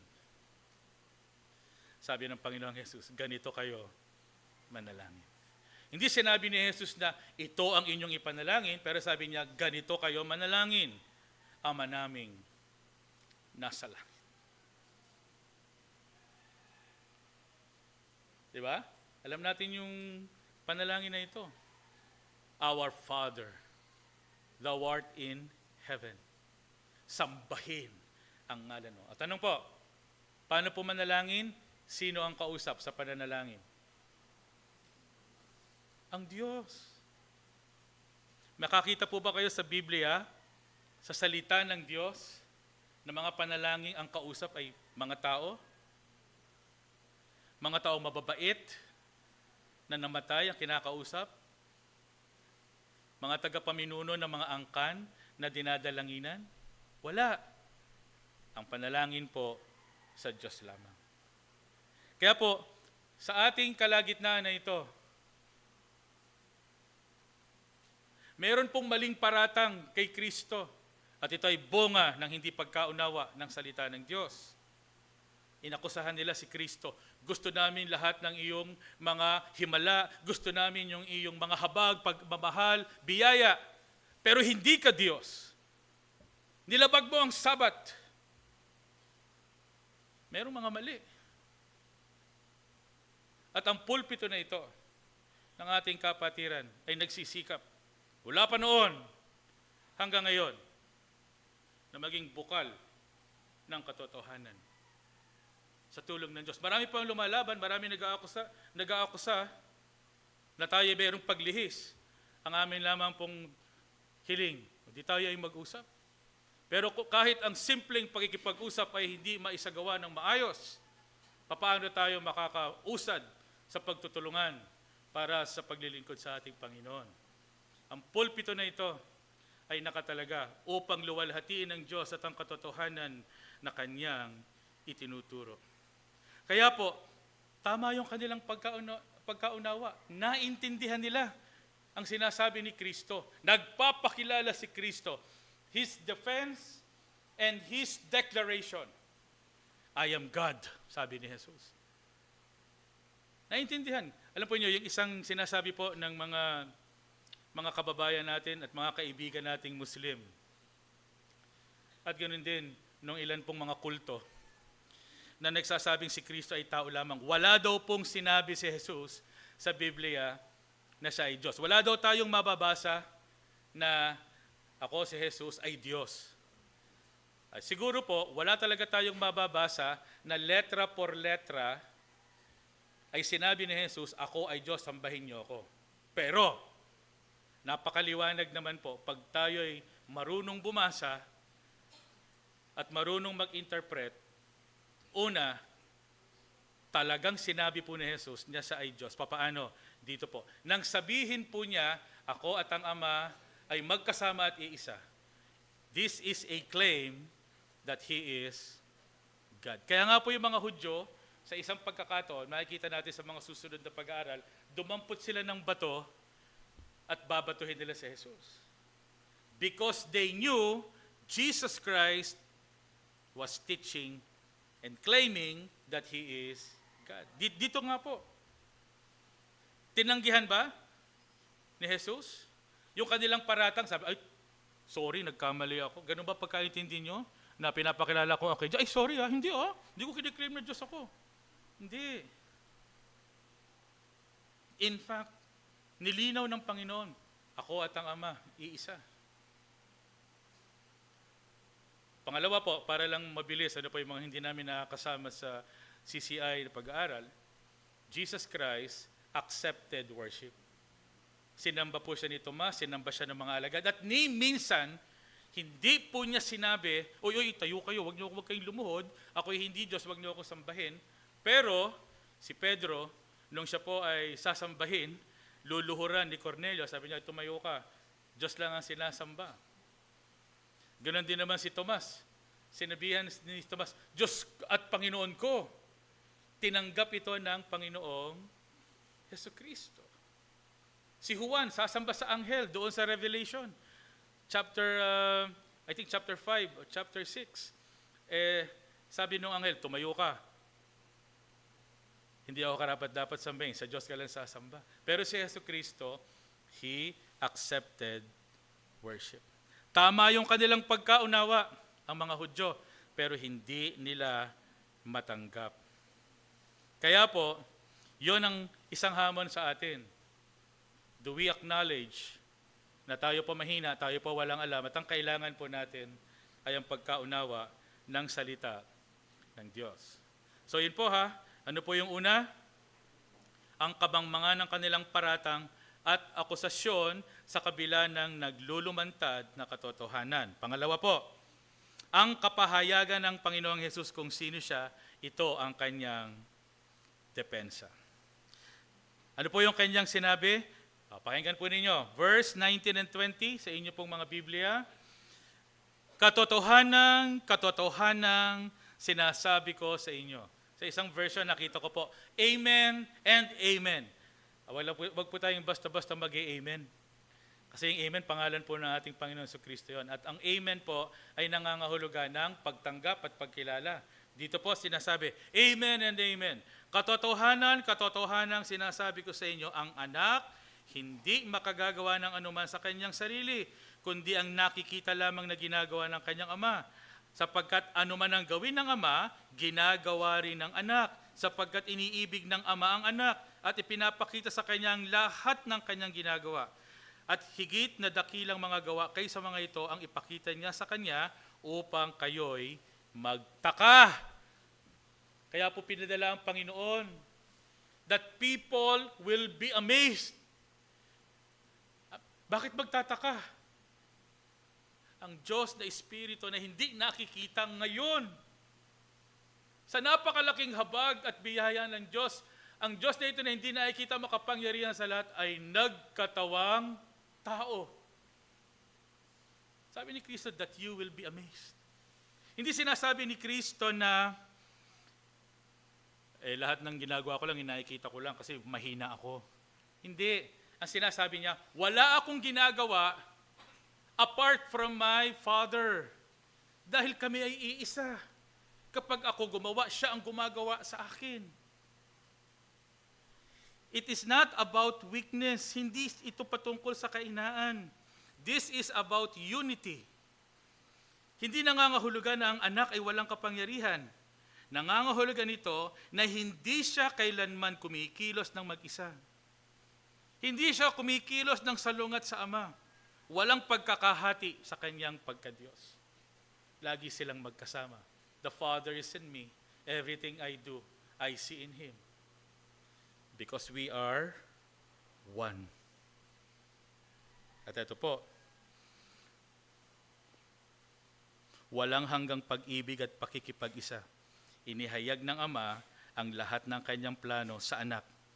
Dahil siya ay nagbabahagi ng isang banal at makapangyarihang pamumuhay na lantad sa anak. Kaya sabi doon sa Colossus, lahat ng kapangyarihan, lahat ng kalikasan ng Diyos ay nahayag kay Kristo sa anyong laman. Ibig po sabihin mga kapatid, lahat ng kapangyarihan ng Amang Diyos na hindi nakikita, walang kulang, present lahat kay Kristo, siya na nasa anyong laman. Yes, siya'y tao, pero siya rin ay tunay na Diyos. Kaya po, pangalawa, dun sa katotohanan po nito ng kanyang deklarasyon, ang kanya pong pahayag sa kanyang kapangyarihan. O ito po, pakinggan nyo. Una, ang kapangyarihan na magbigay ng buhay. Di ba? Ano po kasi yung sabi? Sapagkat kung paanong binubuhay ng Ama ang mga patay at binibigyan sila ng buhay, gayon din naman binibigyan ng anak ng buhay ang sinumang nais niya. Pag may ginusto ang ating Panginoong Jesucristo na bigyan ng buhay, dahil kaisa niya ang Ama, may kapangyarihan siya na magbigay ng buhay. Meron po bang kayong kilala na may kakayanan pa na bumuhay ng patay? Yung may kakayanan na mag-alis po sa atin sa daan patungo sa impyerno, tungo sa kamatayan, meron bang iba na makapagbibigay ng daan para sa buhay na walang hanggan? Sabi ng Panginoon Jesucristo, ako ang daan, ang katotohanan at ang buhay. Walang makapupunta sa Ama kung hindi sa pamamagitan ko. Not only is the Father the giver of life, Jesus has the authority to give life. Sabi niya, bubuhayin ko kung sino ang gusto kong buhayin. At kaisa ko dito ang Ama. At ano masasabi natin? Praise the Lord. Praise the Lord. Okay. Hindi lamang po yung kapangyarihan at otoridad na magbigay ng buhay, kundi ano po, ang otoridad na humatol. Ano po yung sabi? Hindi humahatol ang Ama, ngunit ibinigay sa anak ang lahat ng paghatol. So Jesus Christ, truly God, truly man, meron siyang kapangyarihang magbigay ng buhay at sabi niya, ako ang may karapatang humatol. At alam po niyo kung ano maganda, mga minamahal ko mga kapatid, ang sino mang kaisa ng ating Panginoong Jesus, wala na pong kahatulan. John chapter 3:18, ang sino mang nakipag-isa sa anak, wala na pong hatol kapag kinilala ang Panginoon. Kaya po, ito pong depensa at deklarasyon, which is the title of our message, ano po? His declaration and His defense, I am one with the Father. Ito pong dalawa na ito, kitang-kita doon sa kanyang pakikipag-usap kay Nicodemo. Kasi lumapit si Nicodemo isang gabi, John chapter 3, na pag-aralan na natin, sabi ni Nicodemo, wala pong makagagawa ng inyong mga ginagawa, malibang mula sa Diyos. Parang, wow, hanga. Number 1 fan si Nicodemo ni Jesus. Sabi, wala pong makagagawa niyan, malibang mula sa Diyos. Ang sabi ng Panginoon, talagang gumising sa isip at sa diwa nitong si Nicodemo. Ano sabi po ng Panginoong Hesus? Unless a man be born again, he cannot enter the kingdom of heaven. Malibang ang isang tao ay ipanganak na muli, hindi niya makikita ang pag-aari ng Diyos. Nagulumihanan si Nicodemo, ako na isang Pariseo na gumagawa ng mga ritual, nagsisikap bawat araw, nagbibigay ng aking mga ikapo, lahat-lahat, hindi makakapasok kasi sabi mo, Diyos lang makagagawa. Yes. Dahil ang kaligtasan ay kilos ng Diyos, a proper exposition of John chapter 3 exposes, this truth, salvation is from God. Siya ay Diyos na makapangyarihang pumili noon pa man. Ano sabi ni Pablo sa aklat ng Efeso, bago pa man likhain ang mundo na ito, kilala na ng Diyos kung sino ang sa Kanya. Kaya dito po, anong sinasabi? Jesus is the giver of life and Jesus is the one who judges. O, pakinggan po ninyo, John 3:16. Ano po ang sabi sa John 3:16? Ibinigay ang bugtong na anak. He is the giver of life. Ano ang sabi? Upang hindi mapahamak ang mga nananampalataya sa Kanya. John 3:18, 17 to 19, babasahin ko po. Jesus gives judgment. That is His authority with the Father. Ano sabi po? Isinugo ng Diyos ang Kanyang anak. Hindi upang hatulang maparusahan ng mga tao, kundi upang iligtas ang mga ito sa pamamagitan niya. Giver of life Hindi hinahatulang maparusahan ng sumasampalataya sa anak. Ulitin ko po Hindi hinahatulang maparusahan ang sumasampalataya sa anak. Ngunit hinatulan na ang hindi sumasampalataya sapagkat hindi sila sumampalataya sa kaisa-isang anak ng Diyos. Ganito ang paghatol ng Diyos, na parito sa sanlibutan ng ilaw, ngunit inibig pa ng mga tao ang dilim kaysa sa liwanag, sapagkat ang kanilang mga gawain ay masasama. He is the giver of life, and He is the one who will judge. Ang ganda, ano po? Kaya ang tanong ko po, meron ka bang ikinakatakot kapag ikaw ay tunay na kaisa ng Panginoong Jesucristo? Wala na. Wala po tayo ikakatakot. Kasi pag ang Panginoong Jesucristo ay tunay na nasa sa atin, sabi ni Juan sa 1 John, sa chapter 5,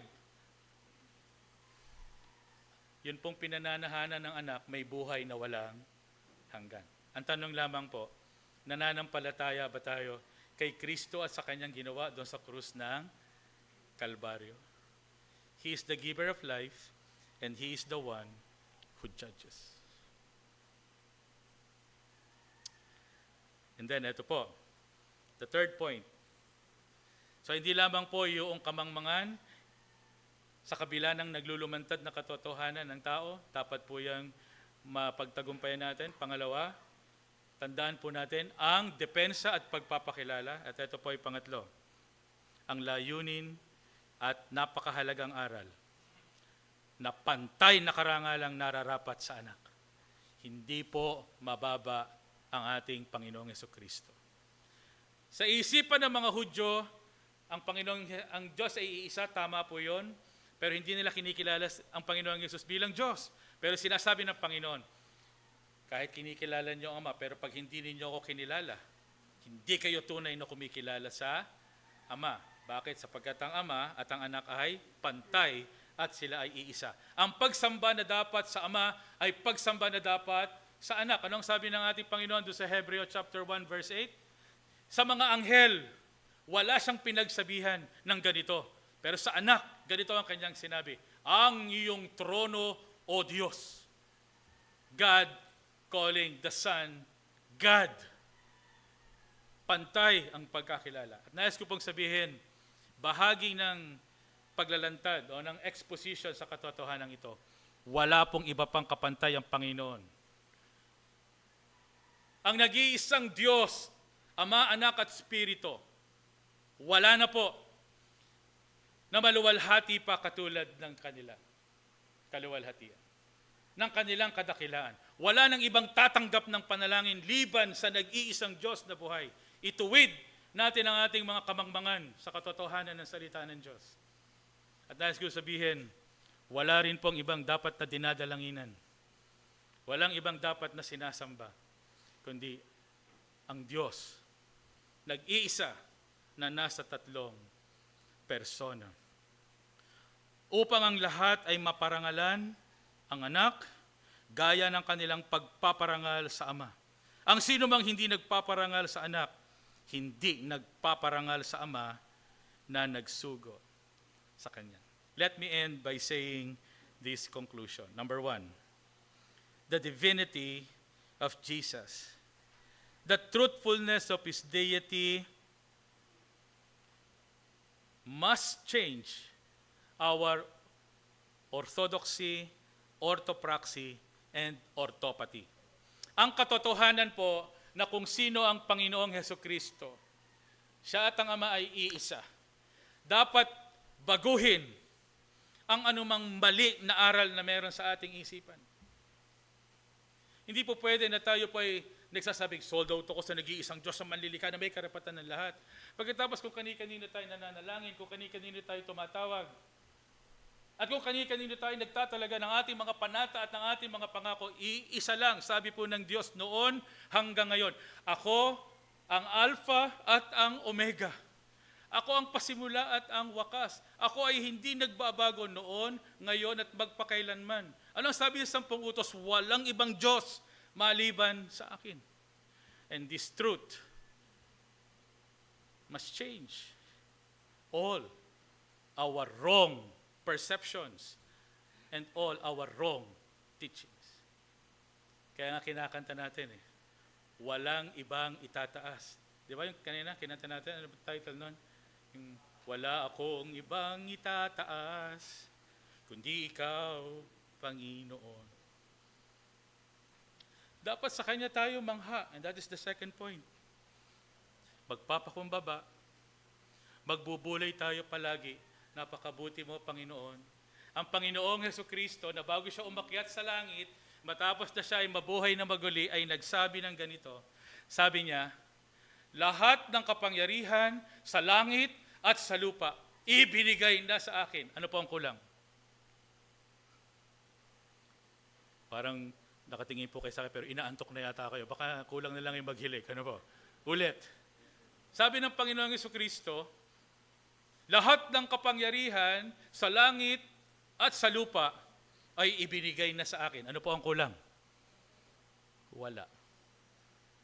Lahat daw po nasa Panginoong Hesukristo. Kaya pag ang Panginoong Hesukristo nasa sa atin, wala nang kulang. Kaya ano sabi ng Panginoon? Kaya humayo kayo at gawin ninyong alagad ko ang lahat ng mga bansa. And that is the message that we carry. Hindi po yung sila ay maging miyembro ng C4 o yung sila ay maging kasama ng ating relihiyon. No, this is our message. You must know Jesus Christ.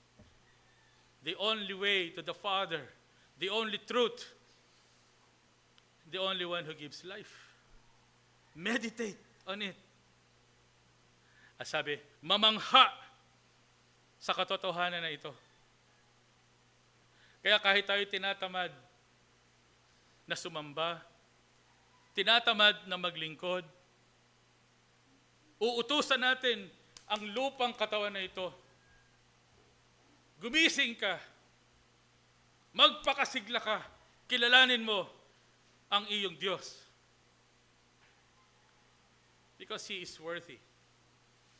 Siya na ating Panginoon.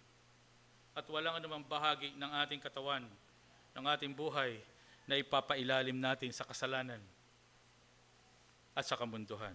At panghuli, pamumuhay na tayo po ay nagpaparangal at nagpapasakop sa Diyos bilang isang komunidad. Hindi tayo nag-iisa. Magkakasama po tayo bilang isang pamilya at isang kapatiran hanggang sa pagbabalik ng ating Panginoon. Tayo po'y tumungo, tayo po'y manalangin.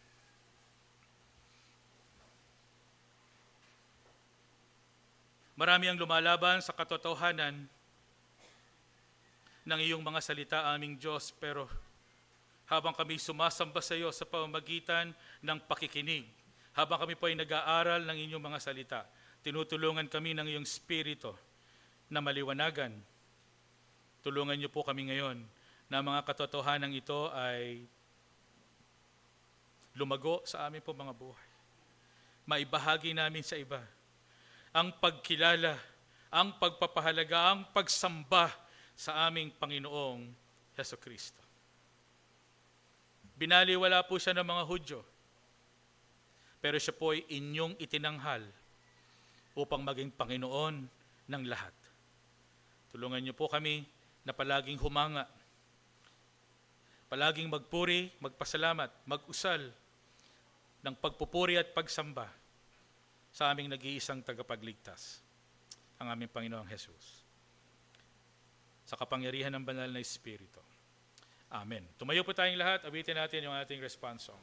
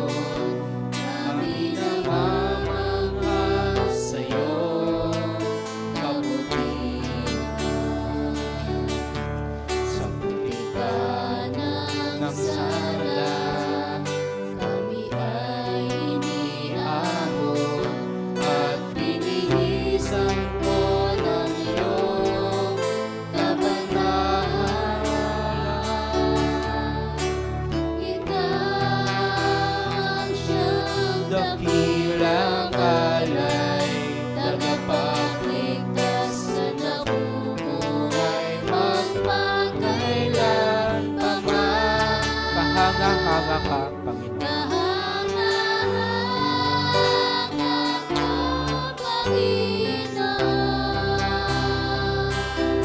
Walang hanggang haleluya. Aawitin mo lang ngayon, kahanga-hanga ka. Kordero ng kaligtasan, pupurihin ka. Pupurihin, kahanga-hanga ka, aming Panginoon. Kahanga-hanga ka, Panginoon. Walang hanggang haleluya. Maawitin mo lang ngayon, kahanga-hanga.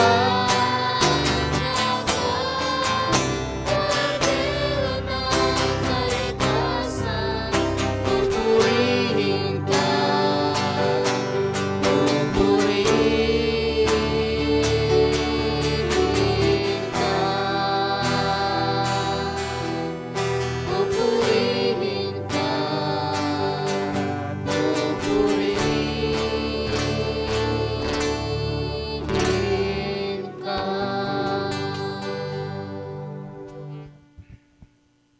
Tunay na kahanga-hanga ang ating Panginoon. Kahanga-hanga hindi lamang sa kanyang likas na kadakilaan at kaluwalhatian doon sa langit, noon pa man sa paglikha, ang kanyang walang hanggang kapangyarihan, kundi kahanga-hanga dahil sa kanyang habag at pag-ibig.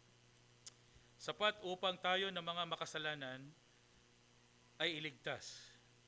Kaya nais ko pong basahin ang basihan kung bakit isinasagawa natin ang lingguhan ang komunyon o yun pong pag-alala sa katawan at dugo ng ating Panginoon. Merong malinaw na basihan mula sa salita ng Diyos. Ito ang katuroang tinanggap ko sa Panginoon at ibinigay ko naman sa inyo. Nung gabing siya'y ipagkanulo, ang Panginoong Jesus ay dumampot ng tinapay. Nagpasalamat, pinagpiraparasyon at sinabi, ito ang aking katawan na inihahandog para sa inyo. Gawin ninyo ito bilang pag-alala sa akin. Matapos maghapunan, dumampot din siya ng kopa at sinabi, ang kopang ito ay bagong tipan ng Diyos na pinagtibay ng aking dugo. Tuwing iinumin ninyo ito, gawin ninyo bilang pag-alala sa akin. Sapagkat tuwing kakain kayo ng tinapay at iinom sa kopang ito, ipinapahayag ninyo ang kamatayan ng Panginoon hanggang sa kanyang muling pagparito. Ang sino mang kumakain ng tinapay at umiinom sa kopa ng Panginoon sa paraang hindi nararapat ay nagkakasala sa katawan at dugo ng Panginoon. Kaya dapat siyasatin ng tao ang kanyang sarili bago siya kumain ng tinapay at uminom sa kopa. Sapagkat ang sino mang kumakain at umiinom nang hindi kinikilala ang kahalagahan ng katawan ng Panginoon ay kumakain at umiinom ng kahatulan laban sa kanyang sarili. Purihin ang Panginoon sa katotohanan ng kanyang mga salita na ating kinikilala at ipinagbubunyi. Maaari pong makaupo ang bawat isa. Kapag atin pong nakilala ang Panginoon, ang katotohanan ng kanyang mga salita, ito po ay isang napakalaking biyaya. Kaya tayo po ay nagpapasalamat sa Panginoon sapagkat sa komunidad na ito, binibigyang diin ang pangangaral ng katotohanan ng salita ng Diyos upang yung ating isip at yung ating po mga puso ay tunay na pasakop sa isang tunay na pagsamba sa nag-iisang Diyos. At ang katotohanan po ay ito, walang kaligtasan liban sa habag ng Diyos at sa kilos ng ating Panginoon. At tuwing linggo, ginagawa po nating malinaw at nananariwa sa katotohanan ng pagliligtas ng ating Panginoon. Inaalala natin ang nag-iisang paraan upang tayo ay maligtas at yon ay ang ginawa ng Panginoon doon sa krus ng Kalbaryo. Kaya po, hindi maaari na kung meron po dito na hindi po unawa paano ba maligtas. Hindi pa ako sigurado kung ako'y ligtas. Hindi po maaari na basta tayo kakain at iinom. Kung hindi pa po natin ito alam, mangyari pong ating palampasin. At kagalakan po namin, kahit po mamaya, nalinawin po sa inyo papaano ang kaligtasan mula sa Diyos. Pero ngayon po, pag hindi natin nauunawaan, huwag po tayong kakain. Sapagkat sabi na salita ng Panginoon, sino man kumakain at uminom ng hindi nararapat o hindi po ito nauunawaan, ay kumakain ng hatol para sa kanyang sarili. Pangalawa, kung sabihin natin kilala natin ng Panginoon pero hindi natin sinusunod yung kanyang mga salita, kagaya po ng pagpapabautismo sa tubig, sa Biblia po kasi, nanampalataya kay Jesus, nagtamo ng kaligtasan, pagkatapos po nagpabautismo, saka pa po nakibahagi sa pagpuputol-putol na tinapay. At bilang mga Bible Christians, sinusunod po natin ang pattern na ito. Kaya kung hindi pa po tayo nagpapabautismo, meron tayong ilang mga kapatid na sa ngayon po ay naghahanda para sa pagbabautismo. 3 po sila, 2 mula sa ating nakakasama dito at isa po mula sa Tandang Sora, ay maari po tayo marahil na makasabay kung inyo pong nais, dadalo po ng isang baptism seminar. Pangatlo, kung halimbawa tayo man ay nagpabautismo, pero wala po tayong lokal na iglesia o hindi tayo aktibo sa pagiging kaanib, ito man po ay pamumuhay ng paglabag sa malinaw na sinasabi ng kanyang mga salita. Dahil yun pong mga nagpapabautismo ay kabahagi ng aktibo ng isang lokal na iglesia.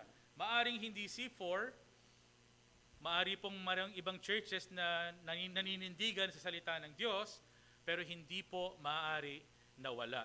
Ngayon na rin po ang pagkakataon na linawin po natin kung saang lokal na iglesia tayo kabilang. At panghuli, bagamat tayo kumikilala sa Panginoong Yesus bilang tagapagligtas, tayo nabautismuhan, at tayo po ay kabahagi ng lokal na iglesia, pero tayo po ay nagtatago.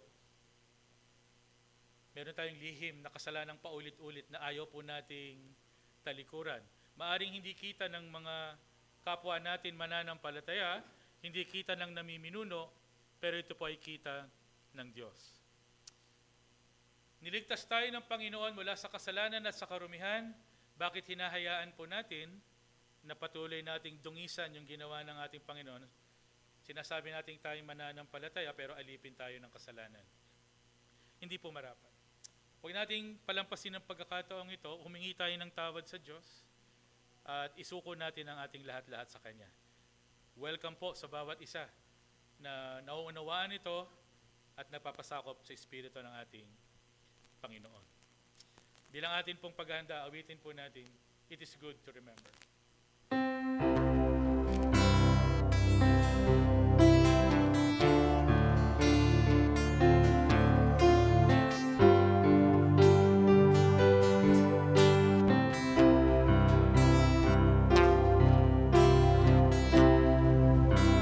is good to remember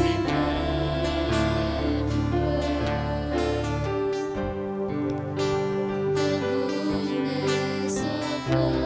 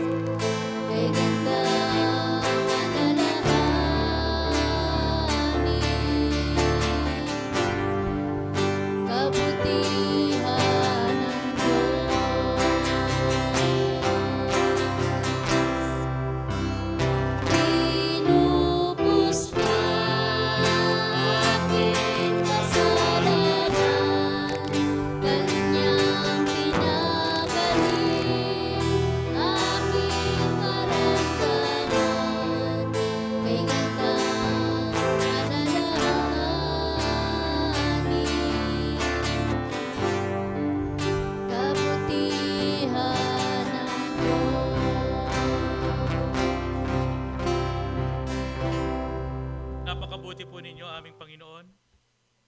Ngayong umaga, sinasamba, niluluwalhati po kayo ng kapatirang ito. Kayo na aming Diyos na sa amin ay kumakalinga. Wala pong imposible sa inyo. Anumang karamdaman, pangangailangan, anumang kinakaharap na suliranin, kayo po ang nagbibigay ng kagalingan, kayo po ang nagbibigay ng karunungan. At higit pa po rito, sa kalagayan ng aming mga espiritu, ang aming Panginoong Jesus ang nagbibigay buhay at siyang humahatol. At dahil kami kaisa ng Panginoong Jesus, wala ng paghatol. Maraming salamat po. Ang bahaging ito ng pagsamba ay lubos naming ipinagpapasalamat. Ang kagalakan na alalahanin ang sakripisyo ng aming Panginoong Jesus upang kami ay tubusin. Pagpalain niyo po ang bawat isa sa amin. Alam po niyo ang aming pangangailangan. Kahit po sa mga oras na ito, alam namin kung inyong loloobin, maaaring makaranas kami ng inyong himala, ng inyong pagpapagaling, ng inyong pagbibigay ng karunungan, pagbibigay ng kapayapaan. Hindi kayang ibigay ng mundo sa amin, pero saganang ibinibigay po niyo sa amin, aming Amang Diyos. Kamangha-mangha ang inyong pag-ibig, pagpalain po ninyo ang aming pag-alala na ito at kagalakan ng inyong pakikipisan. Sa pangalan ni Jesus. Amen. Ipapamahagi ang mga simbolo habang ating inaawit ang awit po natin.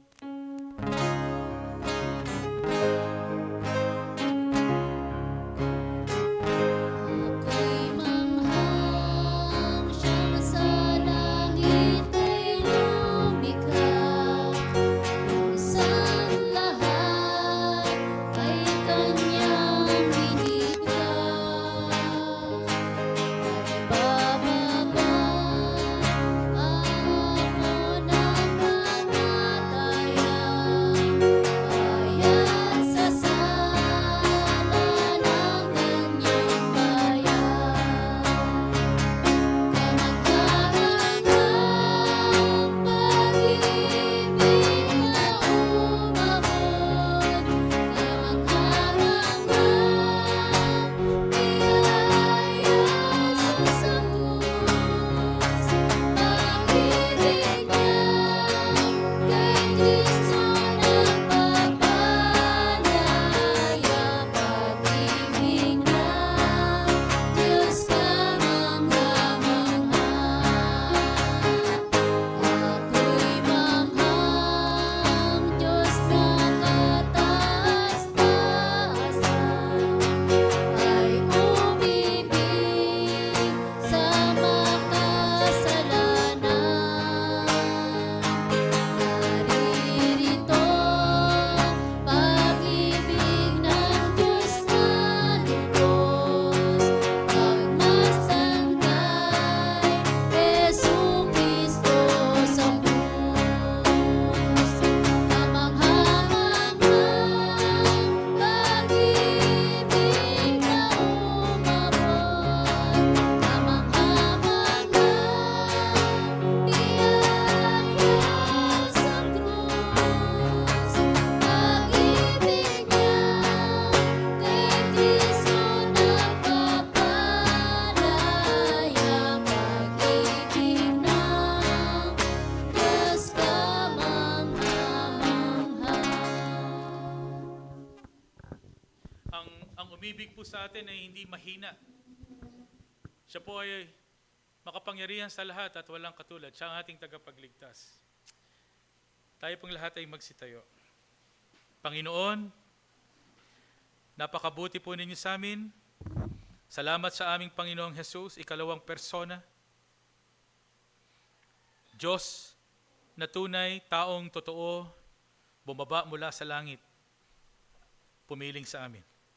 Nagligtas sa amin, namatay doon sa krus, tumigis ang dugo upang kami maging dalisay. Mga kapatid, purihin ang Panginoon, sabay-sabay tayong kumain.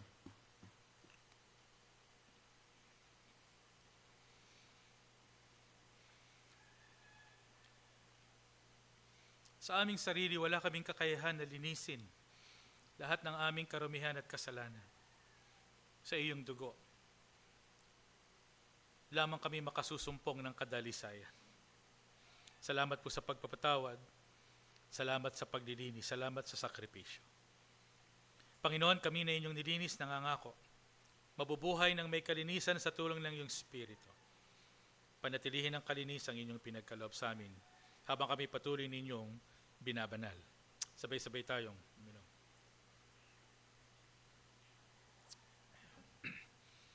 Ang Diyos ay purihin.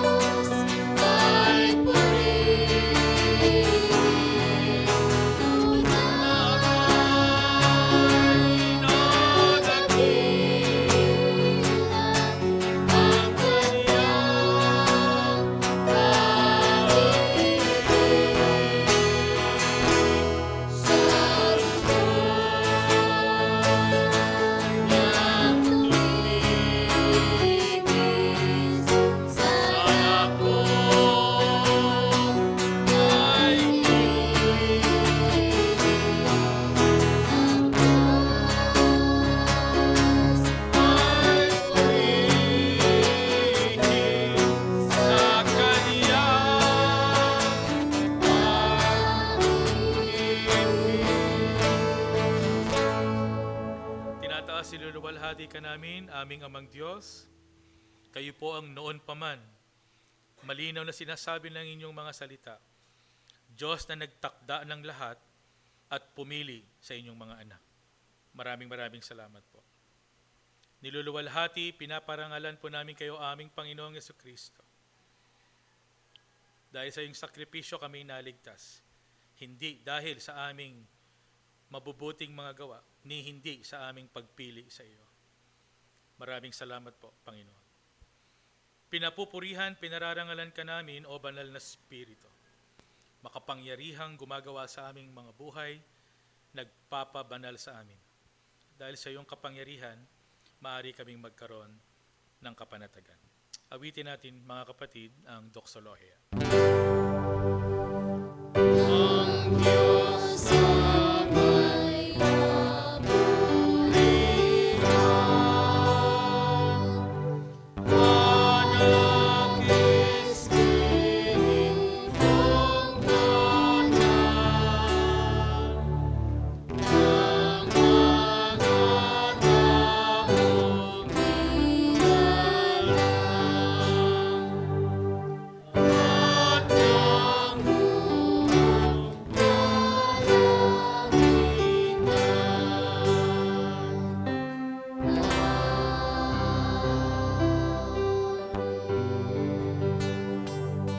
Napakabuti niyo, Panginoon, sa inyong kabutihan at pagpapala sa amin, patuloy na pag-ibig at habag, kami po ay nakapananatili sa iyo.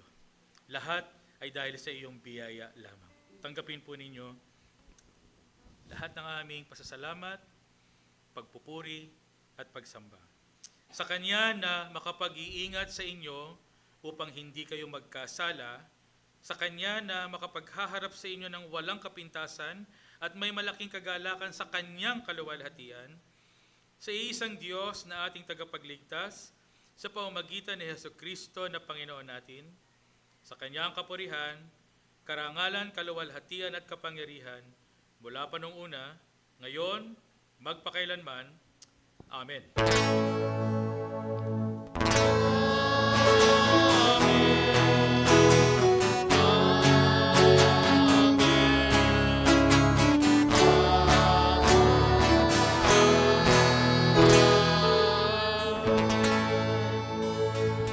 Amen. Makakaupo ang bawat isa at habang nagsasalita po ang atin pong mga tagapaminuno, maaaring panatilihin po natin ang katahimikan. Salamat po.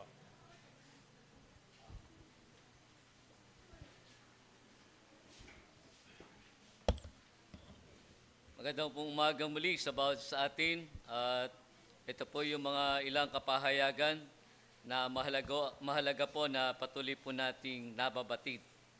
Ang atin pong gawain ng Praying as One ay nagpapatuloy mula po Lunes hanggang Biyernes, alas 6:30 ng umaga. Tuwing Sabado po, alas 6 ng umaga, contact si Kuya Carlo. At kapag Sabado pa rin naman po, pag OFW, alas 8 po ng umaga. At ang virtual class, ito po patuloy natin pinagpapanyaya. Ito po mula alas 7 ng gabi hanggang alas 8:30 ng gabi. Ang Day of Prayer and Fasting Kick-Off tuwing Wednesday, alas 8 po ng umaga. Day of Prayer and Fasting Engaging Accountability.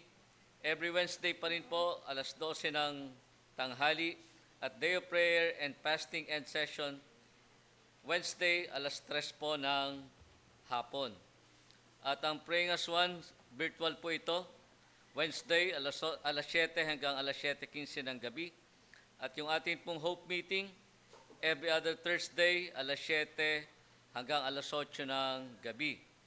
C4 Family Live, every other Friday po ito, alas 6:30 hanggang alas 7 ng gabi.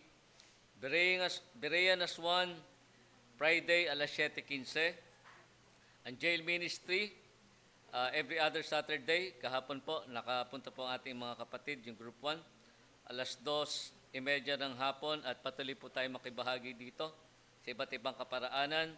SBC and Sambahayan as scheduled. Better Together, Partners in Prayer as scheduled. Mahalaga pong panyaya pa rin sa lahat po ng BOT. Regular meeting po natin next week, kaya wag po natin itong kaliligtaan. At ang Couples Fellowship, mamaya na po ito. Ano po, nasa ba yung mga couples na naan dyan? Mga nakangiti na. Ano po? At panyaya pa rin po, Teo Talk, June 20. Next Saturday na po ito. Malapit lang po ito sa atin. Sa TBC po, gaganapin. Ano po? Prayer and Feasting Face-to-Face, June 17. Dito po yung sa atin. At ito po yung CCIP Calabarzon Conference, June 22 sa Cabuyao City. Registration fee po ay $250. Ang deadline po ng registration ay June 17. Kaya kung kayo po ay nagnanais at kung wala man kayong pang registration, mahalaga po na magsabi po kayo para po may mga kapatid tayo na tutugon para po kayo ay makadalo dito. Father's Day, mga tatay na kagaya ko, wag po kayo mawawala next week, next Sunday. Ano po? Ito po yung ating celebration ng Father's Day. Kasunod po noon, lahat po ng peace member, marami po mga taga-peace sa atin, ano po, huwag niyo pong kaliligtaan. Meron po tayong mid-year assembly after po ng Father's Day. At siguro man nakikita nyo pa rin po sa ating GC, available na po yung ating mga bigas. Kaya patuloy po natin tangkilikin ang bigasan na meron po tayo at base po sa po mga napagpulungan, hoping next year hindi na lamang po bigas yung atin pong maibebenta ng peace. Lamb Battalion Formation, June 27.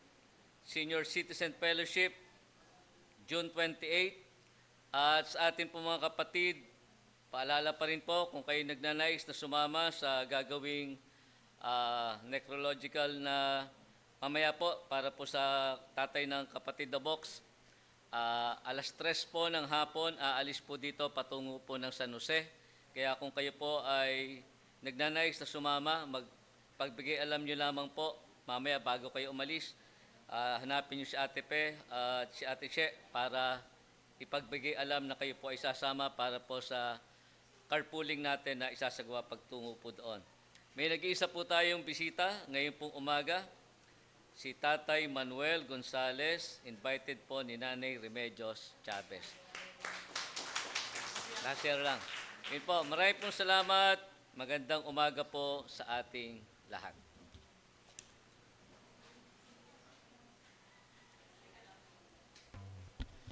Yan po, purihin po ang ating Panginoon. Tayong lahat po ay tumayo at sama-sama po nating awitin ang ating victory song.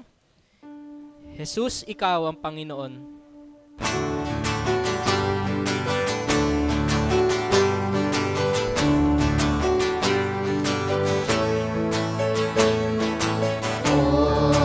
Aming Diyos, sinong pinamamangha sa iyong kapangyarihan, ang lupa't dagat.